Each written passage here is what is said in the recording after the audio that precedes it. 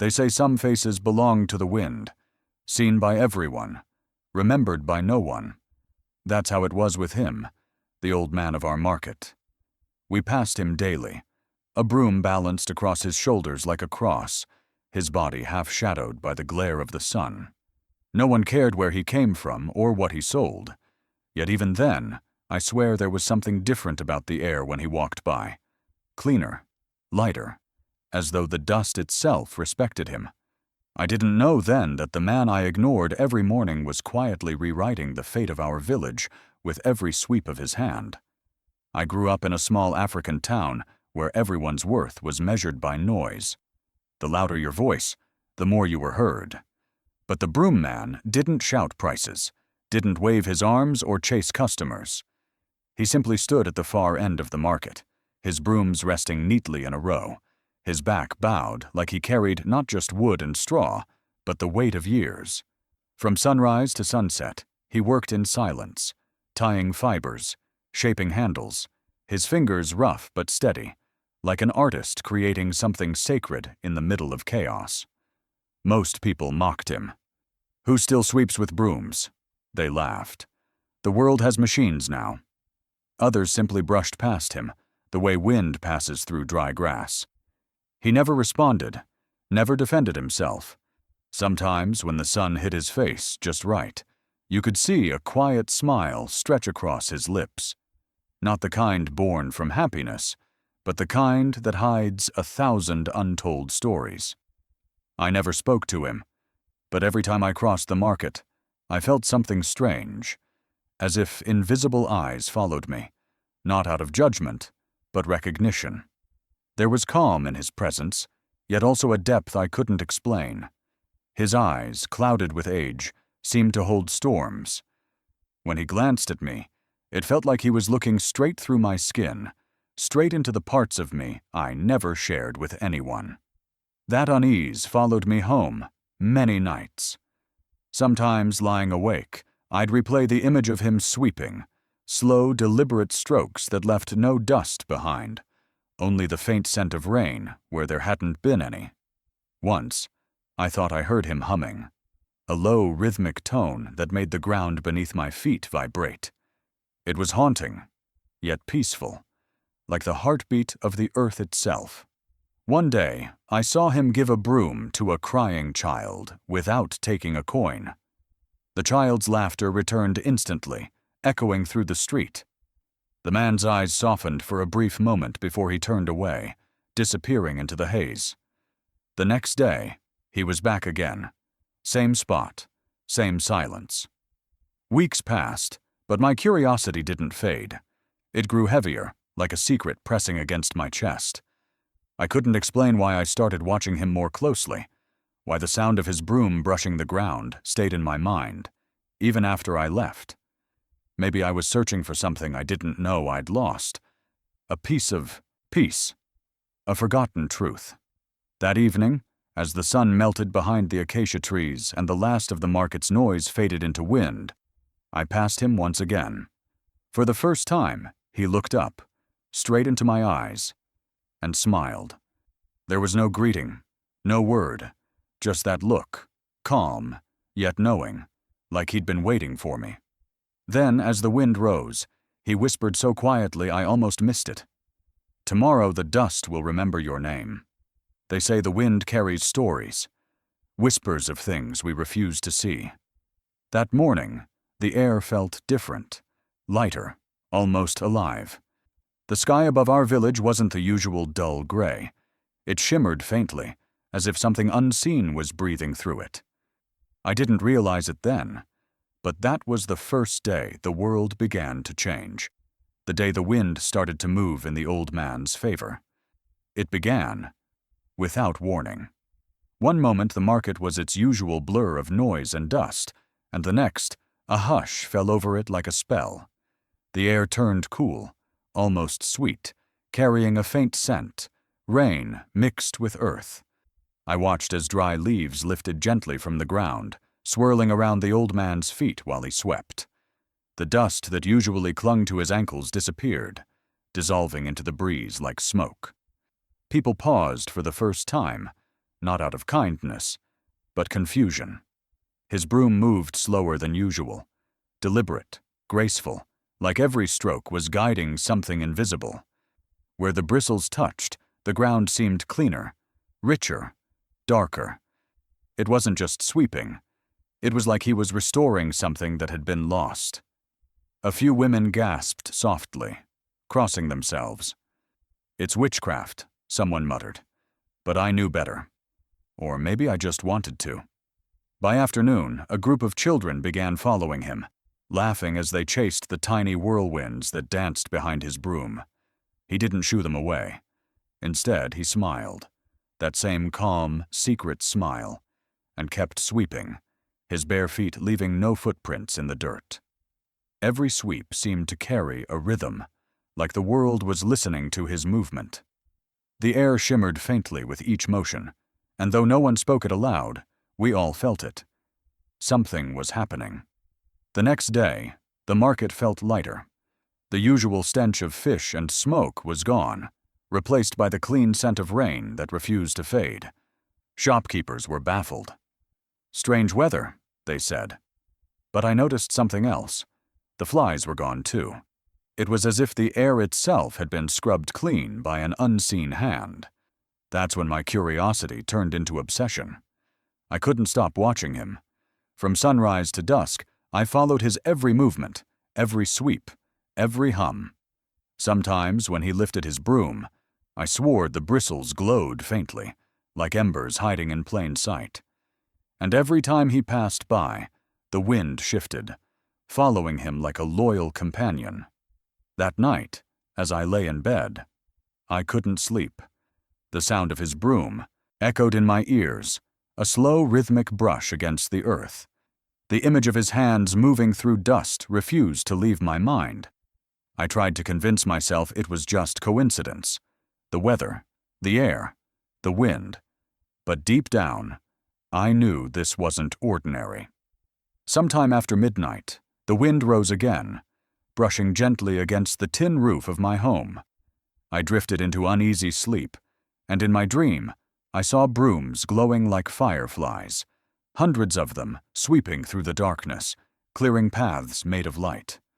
When I jolted awake, sweat on my brow, I looked out my window toward his hut on the hill and froze. The door stood wide open, and from within, a pale light spilled softly into the night. I wasn't supposed to enter, but some doors open themselves when destiny calls. That morning, the light spilling from the old man's hut still haunted me. It hadn't been the glow of fire or a lantern. It was softer, breathing, almost alive. I told myself I'd only peek inside, that I just wanted to know what kind of man could make the wind obey him. But curiosity is a dangerous key. And that day, it turned the lock on a secret buried deeper than dust. The old man's hut stood at the edge of the village, half hidden beneath wild vines and creeping moss, as if the earth itself was trying to swallow it whole. The path leading to it was uneven, marked by broom bristles scattered like breadcrumbs. Each step felt heavier than the last, my heart beating against my chest loud enough to drown out the hum of the morning wind. When I reached the door, it was already ajar, creaking softly in the breeze. I hesitated. Every story I'd ever heard about the supernatural flickered through my mind. But then I remembered his eyes, calm and unafraid, the kind of eyes that didn't belong to a monster. So I pushed the door open. The air inside was thick with the scent of herbs and old wood. Light filtered through cracks in the roof, landing on rows of hanging plants, glass jars filled with strange liquids, and hand-drawn diagrams pinned to the mud walls. My breath caught as I looked closer. The drawings weren't random. They were blueprints, detailed sketches of brooms, but not ordinary ones. Each one was labeled with strange symbols, mechanical parts, and what looked like circuits woven through straw. It was like stepping into a workshop from another world. On a small wooden table, a candle burned beside a stack of old photographs. My fingers trembled as I picked one up. The man in the picture was younger, smiling beside a woman with kind eyes. Behind them stood machines, tall, intricate, filled with wires and light. My chest tightened. It was him, the Broom Man, but not the frail old figure from the market. This was someone else entirely, a man who had once known greatness. I felt the weight of the truth closing in, 1,000 questions clawing at my mind. Who was he really? What had he lost? And why did he choose to live like this, hidden among the forgotten? I turned to leave, but froze. A voice, calm and low, came from behind me. "So, you finally came." I spun around. He stood at the doorway, the sunlight framing his frail figure like a silhouette carved from gold. There was no anger in his face, only a quiet knowing. "Curiosity is not a crime," he said softly, walking past me. "It's how all stories begin." He poured tea into 2 chipped cups and gestured for me to sit. My hands shook as I did. The hut's silence felt sacred now, as if the walls themselves were listening. He stared into his cup for a long moment before speaking again. "You think these brooms are just wood and straw?" he said, a sad smile tugging at his lips. "But they're made of memory, not materials." He reached for one of the unfinished brooms lying across the table. As his fingers brushed its bristles, they began to glow faintly, threads of golden light weaving through them like veins. His voice lowered to a whisper, trembling with something between grief and reverence. "This is not a broom," he said, eyes glistening. "It's my wife's last breath." The truth he told me that night buried itself deeper than any secret I've ever known.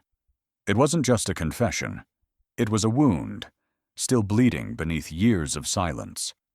The old man's eyes shimmered in the dim light of his hut, reflecting both wisdom and unbearable sorrow. I thought I had walked into the home of a broom seller, but sitting across from him, tea trembling in my hands, I realized I had stepped into the heart of a broken genius who once tried to heal the world, and failed. He began slowly, his voice soft but steady, like a story rehearsed 1,000 times in solitude. "Before this village knew me as the man who sells brooms," he said, "they knew me by another name, Engineer Kwame." He smiled faintly at the word, though it seemed to cut him. "I built machines once, clean air turbines, solar extractors, purifiers, things meant to give breath back to the dying earth. But I built them for the wrong people. I thought the world cared." He looked down at the broom resting across his knees, running his fingers along its fibers. "Then she died," he whispered. The room fell silent. Even the wind outside seemed to pause. His eyes drifted toward the photograph I had seen earlier, the woman with kind eyes and a warm smile. "My wife, Nia," he said. "She was the heart of it all. A herbalist, a healer. She believed nature could clean itself if only humans stopped poisoning it. When the smog came, when the river turned black, she still went out every morning to collect plants. She said her herbs could filter the air, could save us." His voice cracked. But the air took her before she could finish. I felt the weight in my chest as his trembling hand poured more tea. I buried her behind the hill where the wind still blows clean. That day, I made a vow. If she couldn't breathe this air, then no one would, until I made it pure again. He stood and moved toward a wooden chest in the corner of the hut, pulling out old journals, faded blueprints, and small glass containers filled with dry herbs and metallic threads. I studied her research, mixed her formulas with my engineering. I created fibers that could absorb toxins, neutralize smoke, and release oxygen. I called them breathweave. He handed me a strand from one of his brooms. It shimmered faintly under the lamplight, soft but firm, alive. "Each broom I make holds a part of her," he said quietly. "Her herbs, her hope, her last breath. I weave them into every strand. When I sweep, it's not to clean the ground. It's to cleanse the air she once loved." I sat there, frozen, my heartbeat loud in the silence. I thought of all the times I had seen him sweeping, the way the dust disappeared instead of rising, the way the air around him always smelled like rain. It wasn't magic. It was love disguised as invention, grief turned into salvation. He chuckled bitterly. I took my design to the government once. They laughed. They said it was madness, that no one would believe in a broom that breathes. They took my patents, locked them away, and left me with nothing but ashes. So I came here. He gestured around his small hut. Let them call me mad. I'd rather die sweeping truth into the wind than live selling lies to men in suits. I didn't know what to say. My throat tightened as his voice grew softer. One day, he said, someone will understand. Someone will see beyond the dust. He looked at me then, and for a moment I felt his words settle deep inside my soul, like a seed waiting for rain. He stood, picked up a half-finished broom from the corner, and brought it close to the lamp. Do you want to see it work? He asked. I nodded, my breath shallow. He smiled sadly, lifting the broom like a relic, its fibers trembling with faint light. Watch closely, he said, striking a match. The flame flickered, and suddenly the air in the room seemed to shift, cleaner, sharper, charged with something unseen. The old man moved the broom slowly through the air, and the dust vanished instantly, not settling, not falling, but dissolving. The lamp's flame turned from gold to blue, burning cold instead of hot. For one strange, fleeting moment, I felt the air pull tight in my lungs. Then I realized I wasn't breathing. The room was alive, and it was holding its breath with me. I thought he was mad, until I saw the earth breathe again. All my life, I'd believed miracles belonged in stories, the kind told around fires when the night is long and the heart is hungry. But that night, standing in the flickering blue glow of his lamp, I watched the impossible unfold before my eyes. The old man, who everyone mocked, who we called the broom seller, did something no scientist, no preacher, no God had ever shown me. He made the dead earth come alive again. The air in his hut hummed softly as he moved with deliberate calm, his every motion carrying the weight of ritual. Stand back, he said quietly, and I obeyed, my chest tight with both fear and wonder. He picked up the broom, the same one that had glowed faintly before, and knelt beside a small patch of dusty floor where the earth showed through the cracks. The room was dim, only the lamp's trembling light painting him in hues of gold and shadow. When the bristles touched the ground, the silence grew thick. He swept once, gently, as though brushing away time itself. The dust rose, shimmered, and vanished. A scent filled the air, not of smoke or ash, but of rain. Sweet, living rain. He swept again, slower this time, humming under his breath. The air shifted, cool and clean. I felt it against my skin like the whisper of new life. Then, right before my eyes, the dull, cracked soil darkened. A faint mist rose from it, curling like breath on a winter morning. And then, impossibly, tiny green shoots pushed through the earth, trembling under the weight of birth. I stumbled backward, my hand pressed to my mouth. My throat tightened with a sound that wasn't quite a sob, but not laughter either. I couldn't believe what I was seeing, yet it was there, undeniable, alive. The old man simply smiled, his eyes gleaming with quiet pride. It's her, he said softly, pointing to the small sprout. She's still here, in every breath, in every fiber. Tears blurred my vision. How? I whispered. How is this possible? He set the broom down, gently, as if it were sacred. Science, he said, and love. He walked to his desk and opened a worn notebook. The pages were filled with neat handwriting, equations mixed with poetry, sketches of herbs and mechanical fibers entwined like roots and veins. He pointed to a line written in delicate script. That's her handwriting, he said, his voice trembling. I read it aloud. The cure for decay lies in the simplest things, touch, breath, and patience. He nodded. She believed nature always knows how to heal itself. I only gave it the tools to remember. He explained how the Brooms fibers, infused with her herbal compounds, released natural ions when they moved through air, neutralizing toxins and feeding the soil. "It's simple," he said with a sad smile. "But simple things frighten those who profit from chaos." For a long moment, neither of us spoke. The air between us felt heavy with something sacred. The little green sprout beside us had already grown taller, its leaves opening wide to the blue flame of the lamp. I knelt beside it, my hands trembling. "You did this," I said. "You brought life back." He shook his head slowly. "No," he murmured. "She did. I only listened to what she left behind." That night, I couldn't take my eyes off the earth that had come alive beneath his broom.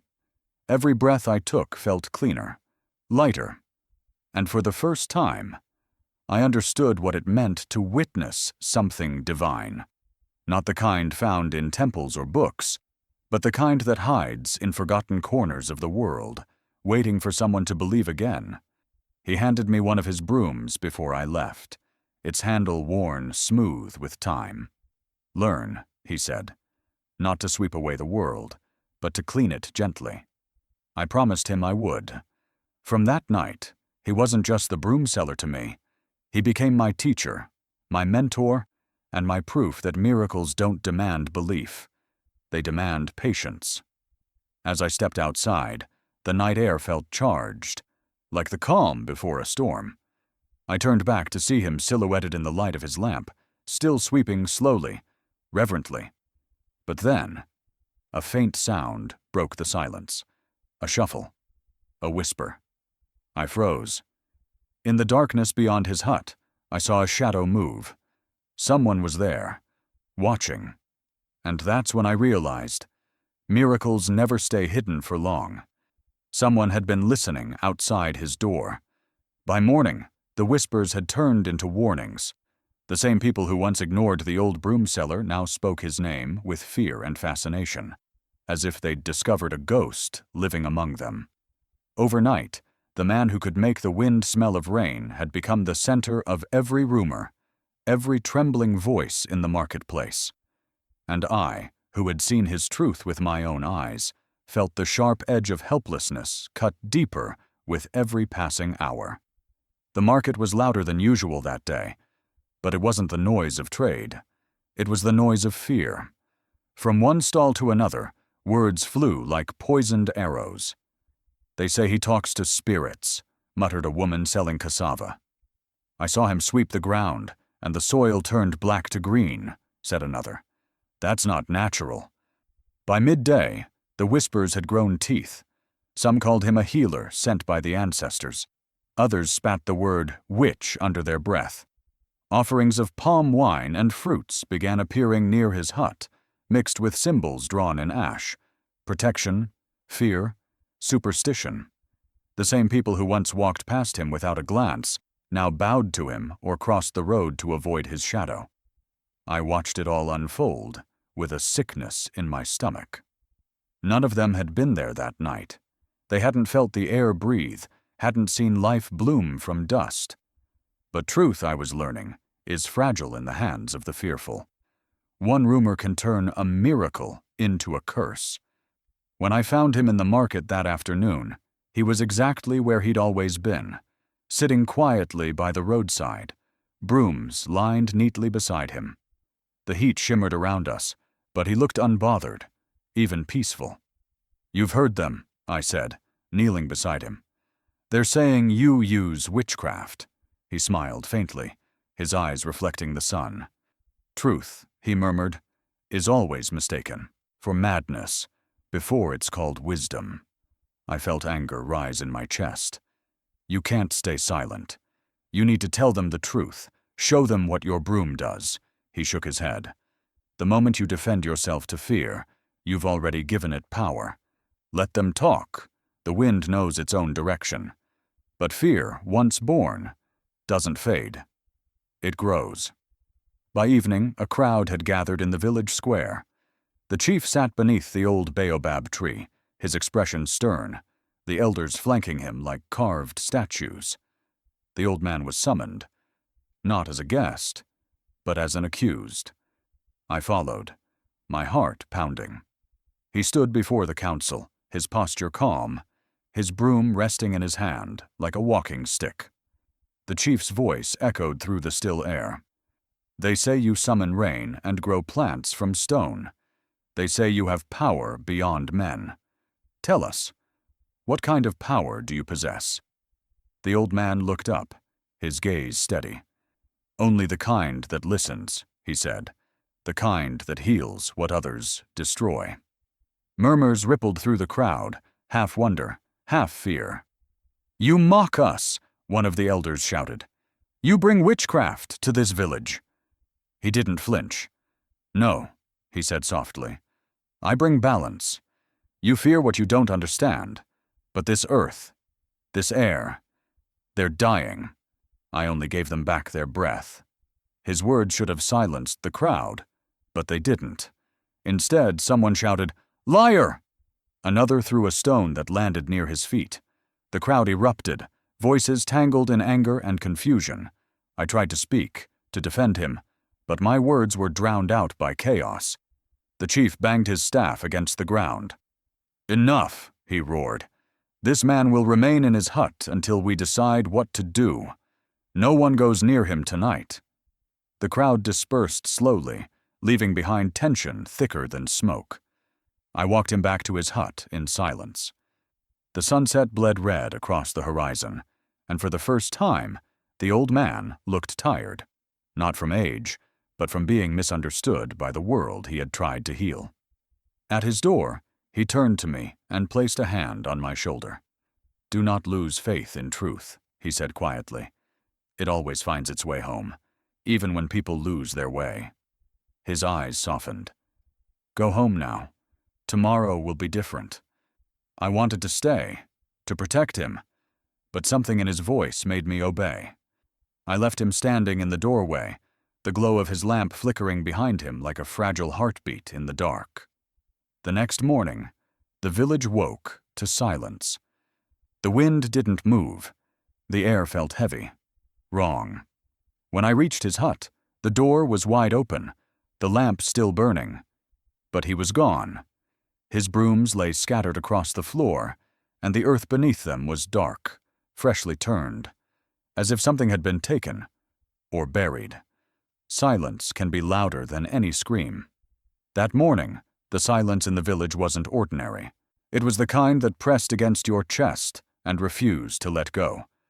No rooster crowed. No market women called. Even the wind seemed afraid to breathe. It was as if the earth itself was mourning something it couldn't name. And deep inside, I already knew. The old man was gone. I ran through the narrow streets, dust rising behind me like ghosts. When I reached his hut, a small crowd had already gathered. People whispered prayers, their faces pale with unease. The door creaked in the wind, half open, swinging back and forth as if inviting me in. Inside, the air felt wrong. Too still, too clean. His mat lay untouched, the teapot cold. There was no food, no coins, nothing of value left behind. Only a pile of broom handles stacked neatly in one corner, and a thin layer of ashes on the floor, still warm to the touch. I knelt, my fingers brushing through the gray powder, and a strange scent filled my nose. The scent of rain, faint but familiar, like the night he made the soil breathe. Someone behind me whispered, "He vanished with the spirits." Another muttered, "Maybe the chief took him." But their voices sounded distant. I wasn't listening. My eyes were fixed on the far corner of the hut, a loose wooden plank near the wall. Something about it looked disturbed. I pulled it free, and beneath it, hidden in the hollow floor, was a small leather-bound notebook. Its pages were filled with scribbles, complex equations, symbols, sketches of herbs intertwined with lines of circuitry. At the center, a single line was written in trembling handwriting. "If I am gone, follow the map. The truth lives where the wind begins." A folded piece of paper slipped from between the pages, a map drawn in ink that had begun to fade. It showed the outline of our village, the winding path through the market, and beyond that, the thick green shadow of the forest. A small mark, shaped like a circle, sat at the edge near the river bend. My heart pounded as I traced the path with my finger. I remembered his words. The wind knows its own direction. Maybe this was where he had gone. Maybe this was where his truth still waited. That evening, while the villagers argued about curses and punishment, I packed a small bag and left quietly. The air was heavy, the sky low with clouds that looked ready to burst. The road leading to the forest was one I had walked many times, but that night, every sound felt sharper. Crickets hissed like whispers. Leaves rustled as if gossiping behind my back. The deeper I went, the thicker the air became. The smell of herbs, wild and sweet, wrapped around me like a memory. I passed the stream where he used to gather plants, its surface still and glassy, reflecting the dark canopy above. For a moment, I thought I saw his shadow bending over the water. But when I blinked, it was gone. I followed the map carefully, every step echoing like a heartbeat. My torchlight flickered against the trees, revealing signs that he had been here, small piles of earth, neatly turned over, traces of firewood, and strange symbols etched into stones. Each one seemed to hum faintly when my light passed over it, like they were alive. Then, through the fog, I saw it, the baobab tree from the drawing. Its roots stretched wide like the arms of an ancient god, and at its base, the ground shimmered faintly with a bluish hue. The air smelled of rain again, stronger now, sweet and electric. My steps slowed. Every instinct told me to stop, but curiosity has never been kind to the cautious. I walked closer, heart pounding so hard I could feel it in my throat. And then I saw it. A broom. His broom. It stood upright, perfectly still in the soil, though there was no wind. Its bristles moved ever so slightly, sweeping back and forth in a steady rhythm, like it was alive, like it was remembering him. My knees weakened as I stepped closer. The ground around it was damp, breathing, the grass greener than anywhere else. I reached out with a trembling hand to touch it, but before my fingers could graze the handle, the air around me shifted. A soft hum filled the clearing. Low, deep, familiar. It was the same sound I'd heard that first night in his hut. The sound of something that wasn't supposed to exist. Something holy and scientific all at once. The broom swept once, slow and deliberate, and the dust around it lifted into the air like 1,000 tiny lights. I stumbled back, heart racing. Then the wind rose suddenly, circling the tree, whispering my name in a voice I could never forget. When it stopped, all was still again, except the broom, which kept sweeping the earth on its own, as if the old man's spirit had never really left. The earth beneath that tree was breathing. I could see it, the soil rising and falling like the chest of something sleeping deep below. The air shimmered faintly, and the scent of rain wrapped around me like a memory that refused to fade. The broom still stood upright in the ground, sweeping gently on its own, as though it were guarding a secret it had sworn never to tell. I didn't know it yet, but what lay buried beneath that tree wasn't just his final work. It was his legacy, his warning, and his last breath made solid. I knelt in the circle of grass that glowed under the moonlight. The soil beneath the broom wasn't ordinary. It was darker, richer, alive. Tiny plants had begun to sprout in a perfect ring around it, their leaves glistening like they'd been painted with dew. The hum I'd heard earlier had faded into something gentler now, like the slow heartbeat of the earth itself. With trembling hands, I reached for the broom handle. The moment my fingers brushed it, a cool wave rippled through the ground. The soil pulsed once more, then settled. I pulled the broom free. It felt warm, as if it had been holding life inside it all along. The ground where it had stood was soft. I hesitated only for a moment, before beginning to dig. The deeper I went, the stronger the light grew, a pale blue glow spreading through the dirt, illuminating my hands, my face, the roots of the great baobab above. My pulse quickened as my fingers struck something hard. A box. Wooden, sealed tight, its surface etched with strange markings that looked like both symbols and equations. My heart pounded as I brushed away the last of the soil. The moment I lifted it, a faint warmth pulsed through the wood. Alive, just like everything else he'd touched. I sat back on my heels, breath shallow, and slowly lifted the lid. Inside, nestled in a bed of woven fibers, were shards of blue crystal, small, fragile-looking, but glowing with the same light that had filled his broom. They were impossibly beautiful, like frozen lightning caught in stone. As I leaned closer, a soft breeze passed through the clearing, and one of the crystals shimmered brighter. A faint mist spilled from it, clean and cool. The air around me changed instantly, fresher, clearer, sweet like mountain wind after a storm. Even the leaves above rustled as if they could finally breathe. At the bottom of the box lay a folded letter, yellowed by time. My hands trembled as I opened it. His handwriting was neat, familiar, the same I'd seen in his notebook.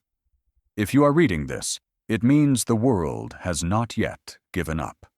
These crystals are my wife's final dream, a living memory of her faith in nature. They purify air and water when touched by wind. But remember this, every gift carries a shadow. Protect it from greed, or it will become the very poison it was made to cure. I stared at the words, my eyes burning. The old man hadn't just vanished. He had become one with his work, leaving behind the answer to everything he and his wife had suffered for.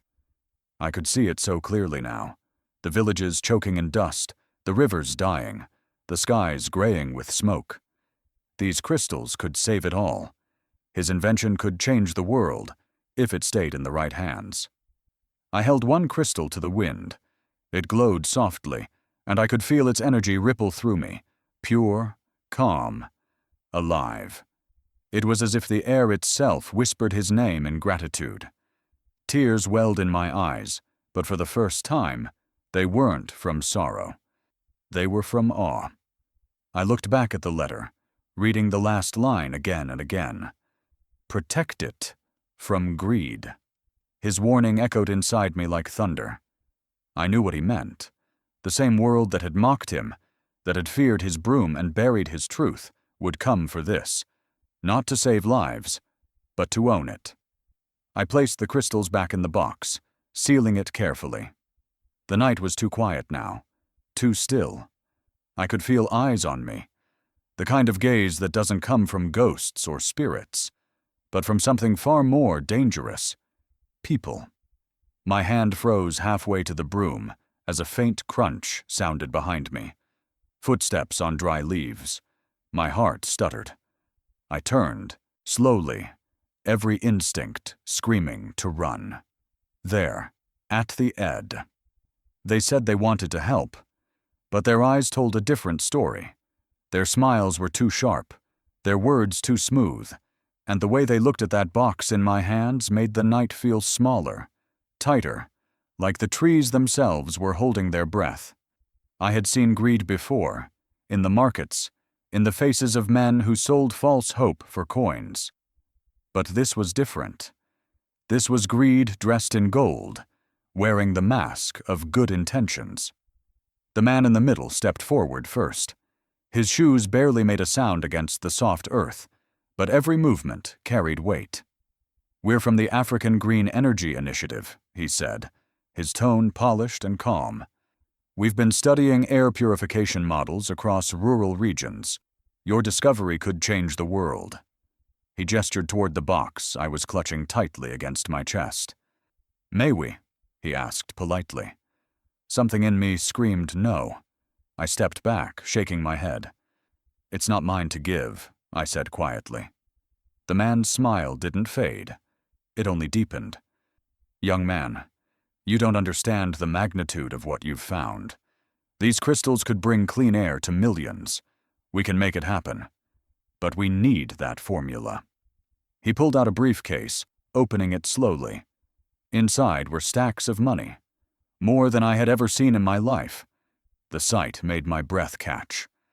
I thought of my mother, the struggling farmers, the children coughing in the dust.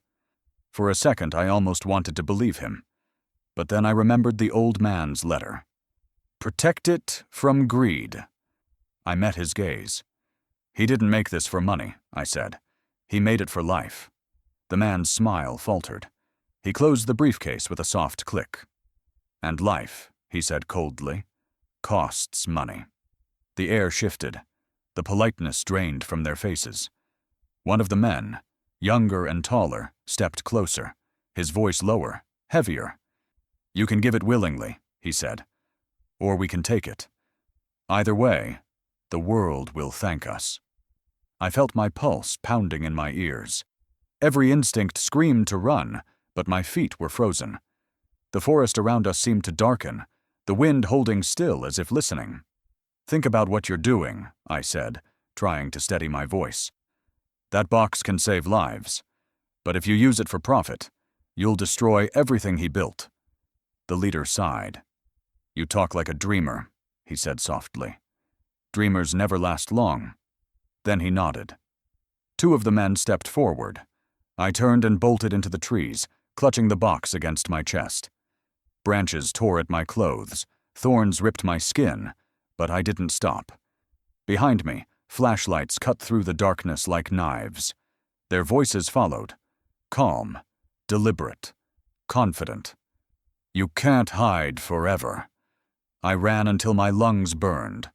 I didn't know where I was going, only that I had to reach the village, had to warn them. By the time I stumbled into the outskirts, dawn was just breaking.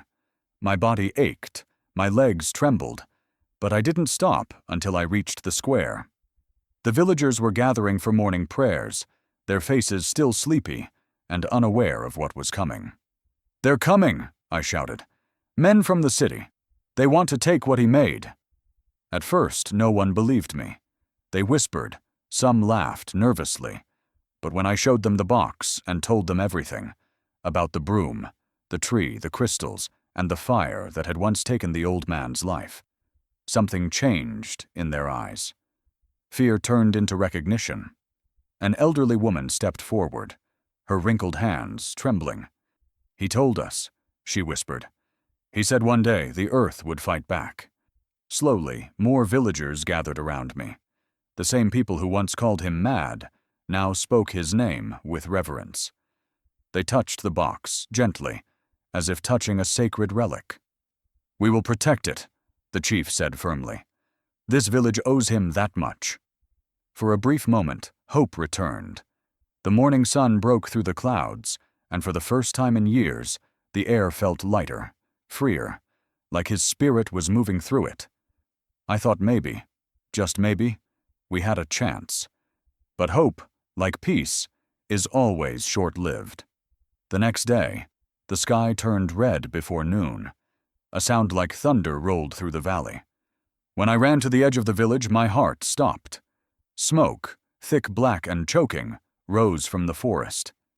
The place where the baobab tree once stood was burning. They had found it. And this time, they weren't coming to bargain. They were coming to erase everything. Jug of the clearing, half shrouded in shadow, stood three men. Tall, sharp-dressed, their eyes gleaming under the moonlight. City men. I recognized their type instantly, the kind who buy silence, not truth. One of them smiled, cold and knowing. We've been looking for you, he said softly, and for what you've just found. Sometimes, truth only survives through ashes. The morning the fire came, the forest didn't roar. It screamed. Flames leapt from tree to tree, painting the sky in shades of red and grief. The wind carried the sound of cracking wood, burning leaves, and the cries of people trying to fight something too powerful to tame. I ran through the smoke, choking on air that felt like punishment, clutching the old man's box against my chest as if it were life itself. The once green forest had become a monster, alive with fire, feeding on the old man's dream.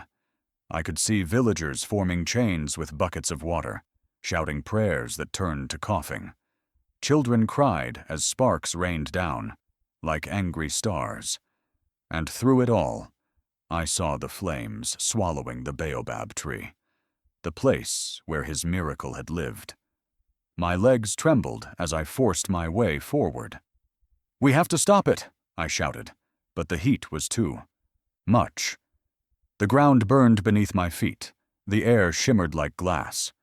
Still I pressed on, blinded by tears and smoke, guided only by memory. The wind shifted suddenly, carrying with it a strange glow. Through the smoke, I saw it. Blue light flickering within the inferno, defying the fire itself. For a heartbeat, I thought it was my eyes playing tricks on me.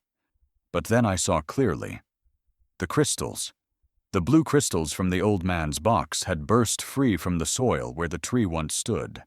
They were glowing brighter now, scattering light like stars across the flames. The fire hissed when it touched them, retreating, as though the earth itself was fighting back. Every flash of blue cut through the smoke like a heartbeat, like defiance. "The earth remembers," I whispered, choking on the heat. His words echoed in my mind. "You can't burn what was born from love." I fell to my knees, tears streaming down my face. The fire was devouring everything, but not his truth, not his gift. The crystals weren't dying.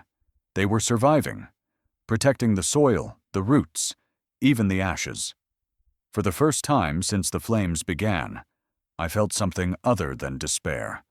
I felt hope. I pushed through the chaos, shielding my face as I reached the clearing. The baobab tree was gone. Nothing left but blackened earth and a faint circle of untouched soil where the broom once stood. I knelt there, my hands trembling as I gathered what I could. The remaining shards of crystal, the old man's notebook, and the single surviving page of his formula. I wrapped them in cloth, holding them close like they were pieces of his heart. Around me, the villagers fought with all they had. Some used wet blankets, others threw sand. Their faces were streaked with ash and determination. These were the same people who once mocked him, who once feared his gift. Now they were risking their lives to save it. When the wind finally began to calm, the fire shrank into small pockets of ember. Smoke rose into the dawn, carrying with it the scent of both destruction and renewal. The forest was gone, but the spirit of what had lived there wasn't. The villagers stood silently, watching the last flames die, their faces reflecting sorrow and pride. The chief placed a hand on my shoulder. "He gave us life," he said quietly. "Now it's our turn to protect it." That day, the village made a promise. We would rebuild, not homes, but hope. We would honor his dream. His blue crystals would no longer be secrets buried beneath the earth. They would become our future, our breath, our gift to the world. I walked back to the clearing one last time. The air was cooler now, the smoke thinning, letting in the first light of dawn. The ashes glimmered faintly, catching the morning sun like a bed of sleeping stars. I knelt and placed my hand on the ground. It was warm, alive, pulsing with something that felt like memory. As dawn broke fully, the ashes began to shimmer. For a moment, I thought it was the light playing tricks, until I saw a shadow move through the smoke. A tall figure, walking slowly, steadily, the way he used to sweep the earth. My heart stills. The fire cracked softly, and in its fading glow, I could have sworn I heard his voice, calm, steady, eternal, whispering through the wind. "Keep sweeping, my son. The world still needs to breathe." We thought he left us with nothing, but he left us with life. In the beginning, all we had were ashes, broken roofs, and hearts too heavy to lift. But within those ashes lay seeds, fragments of his dream, waiting for hands brave enough to plant them again. I used to think the old man's brooms were just tools for cleaning dust. I know better now. They were instruments of rebirth, made by a man who taught us that even the forgotten can teach the world how to breathe again. It took months before the village began to heal. The land was scarred, blackened by fire, and the smell of smoke still lingered long after the last ember died. But even in that ruin, life found a way. The blue crystals we had saved, small, fragile, miraculous, were buried into the soil along the riverbanks, near the farms, even in the heart of the village where the old man once sold his brooms. The changes came slowly at first, almost imperceptible. The air began to smell different, fresher, lighter.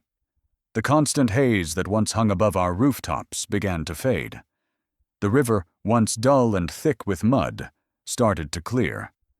Within weeks we could see pebbles at the bottom, something we hadn't seen since childhood. The crops responded next. Leaves that had been pale and brittle grew dark and lush. The harvest that season was the richest we'd seen in decades. Word spread quickly, carried by the same wind that once scattered his ashes. People from neighboring villages came to see it for themselves. The fields of green, the bright river, the clear blue sky. Some brought bottles of water to fill and take home. Others brought soil to mix with their own. The broom had become more than a symbol. It was a story, a promise. We rebuilt slowly, together. Every hut, every well, every corner of our market was touched by the old man's dream. We called our home Kato Village, after his wife, the woman whose herbs had given birth to the miracle. And at the center of the village, we raised a statue, not of kings or warriors, but of a man holding a broom made of light, sweeping the earth clean. Scientists came, months later, wearing their polished shoes and carrying notebooks filled with questions. They tested the soil, the air, the water. They asked about the formula, the crystals, the purification process. When they realized the truth, that all of it had been created by a man they once dismissed as a lunatic, they fell silent. One of them, an older woman with silver-rimmed glasses, whispered, "He was decades ahead of us." Soon, news traveled beyond our borders. Reporters came with cameras, calling us the village that learned to breathe. They wrote stories about the broom that cleaned the earth, about how one forgotten man had achieved what the world's richest laboratories couldn't. He gave back what humanity had stolen from nature: balance. As the project grew, I found myself stepping into his shadow, not to replace it, but to follow it. I used his notes, his letters, and everything he had left behind to teach others how to recreate the crystals safely. I spoke of him in every meeting, every interview, every classroom. The man the world once mocked, now saving it one sweep at a time.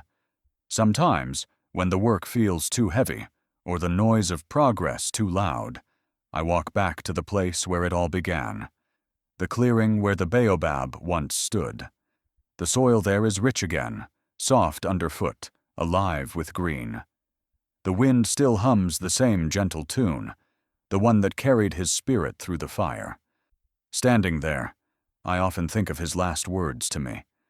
The world still needs to breathe. It's strange how simple those words are, and yet how deeply they've changed everything. And though he's gone, his presence lingers in the smallest details, in the way the morning fog clears faster now, in the laughter of children playing near the river, in the scent of rain that returns after every harvest. The day we inaugurated the Kato project, the entire village gathered around the statue. The air was warm, alive with gratitude. I gave a speech, but before I could finish, a soft wind rose from nowhere, gentle, deliberate, familiar. It swept through the crowd, carrying the scent of herbs and rain. And then, as everyone stood watching, every broom in the market began to move at once, their bristles brushing the ground in perfect rhythm, as if the old man himself was there, sweeping the world clean one last time.